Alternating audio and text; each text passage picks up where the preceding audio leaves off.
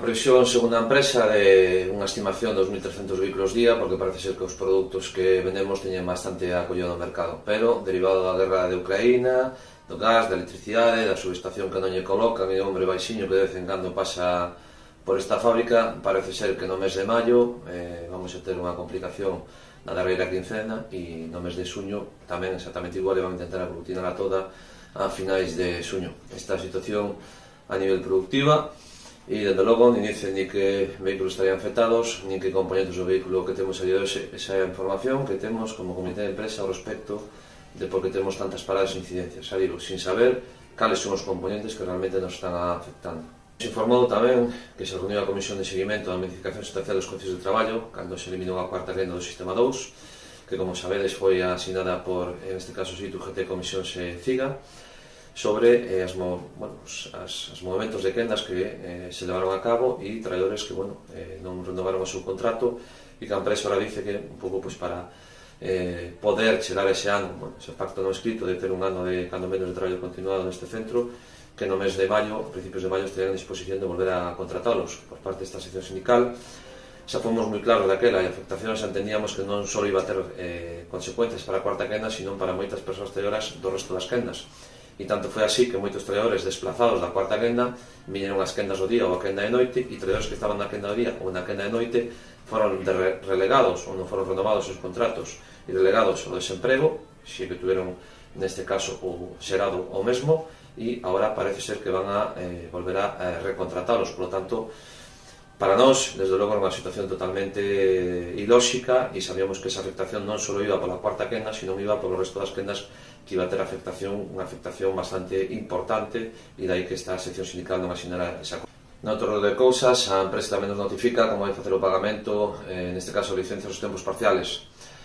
Vai utilizar o mesmo mecanismo prácticamente que se utiliza cas vacacións. Teóricamente se vai abonar esa licencia máis ou menos pola media das xornadas que viña realizando anteriormente, e na nómina de decembro se regularizará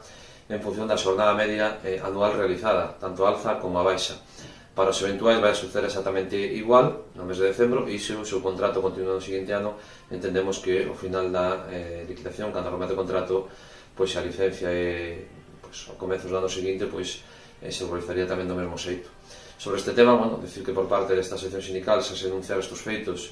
ante a Inspección de Traballo en 2020, e así xa está registrado. Inclusive tivemos xa unha contestación a este respecto da consideración por parte da Inspección de Traballo. E, foi un tema tamén recurrente por parte de outras seccións sindicais que, dende logo, sempre que cando sea loitar polos intereses da clase traballadora, dende logo, desta sección sindical, non vamos a cuestionar se foi primeiro o ovo ou a galiña, pero, dende logo, isto é un beneficio, pero vamos a ver que consideración tamén se vai a ter para os contratos de tempo parcial a efectos do pagamento do ERTE. Como sabedes, a empresa utiliza unha xornada media, máis ou menos de 6 horas, e sobre esas 6 horas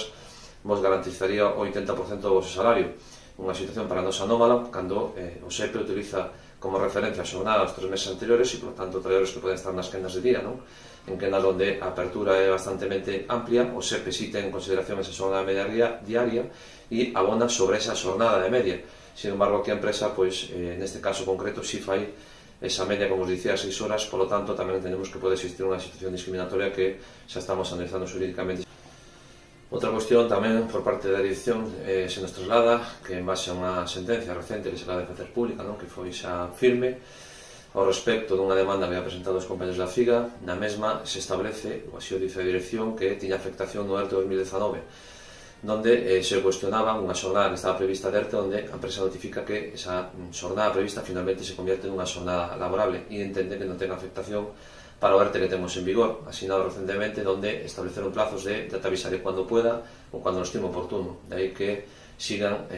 para nós, da CUT, vulnerando a legalidade neste senso, porque entendemos que os 5 días priman independentemente da demanda que non foi presentada no seu día ou da situación actual. Os acordos, calquera dos acordos, nunca poden estar por debaixo da lei, ainda que neste centro se firman auténticas aberracións. Tamén dicir claramente que nesa demanda plantexada por nosos compañeros, a CUT se presentou naquel xulgado e nos adherimos a esa demanda e a defendimos como se fora nosa. Entendemos que a unidade da forza, e ese ten que ser o camiño para, en este caso, conseguir conquistas para a clase traballadora deste centro. Respecto aos traballadores de tempo completo, unha vez máis, e hoxe tamén lle transmitimos a dirección, seguimos observando que a empresa sigue tendo en consideración, neste caso, os complementos non, as prestacións máximas que o SEPE ten para este ano 2022 e non está tendo en conta cando fai ese complemento este 80%,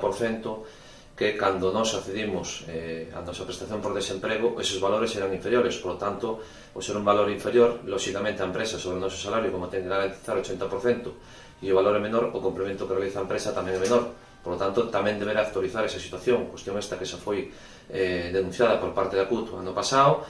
por parte da empresa se nos dixo que se había algún caso que se trasladara que intentarían correxilo, e entendíamos que era unha situación que estaba solventada, pero seguimos observando que esta situación sigue perdurando. Unha vez máis, seguimos